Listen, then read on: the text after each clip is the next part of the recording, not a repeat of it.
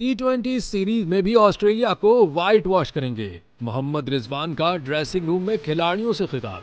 Pakistan cricket team के कप्तान मोहम्मद रिजवान का कहना है कि T20 सीरीज में भी ऑस्ट्रेलिया को व्हाइट वॉश करेंगे। पाकिस्तान टीम एक है और मुत्तहिद होकर खेली। टीम से कोई उम्मीद नहीं कर रहा था कि ऑस्ट्रेलिया में ऑस्ट्रेलिया को हराएंगे। उन्होंने कहा कि मुझे पूरी उम्मीद है दुनिया की टीमों ने हमसे सीखा होगा। ऑस्ट्रेलिया से जीत से सीखने का अमल शुरू हुआ है। ड्रेसिंग रूम में खिलाड़ियों से खिताब करते हुए मोहम्मद रिजवान का कहना है कि हमारे गोल्स और हदफ बड़े बड़े होने चाहिए। चैंपियंस ट्रॉफी, वर्ल्ड कप और ओलंपिक्स जैसे टाइटल जीतने हैं। किसी भी मुल्क जाएंगे तारीख रकम करेंगे। कप्तान ने मजीद कहा कि 22 साल और 23 साल से न जीतने वाली बातें खत्म करेंगे। क्रिकेट में जीत की नई तारीखें दर्ज करेंगे। हम सब एक होकर एक जज्बे के साथ खेलेंगे।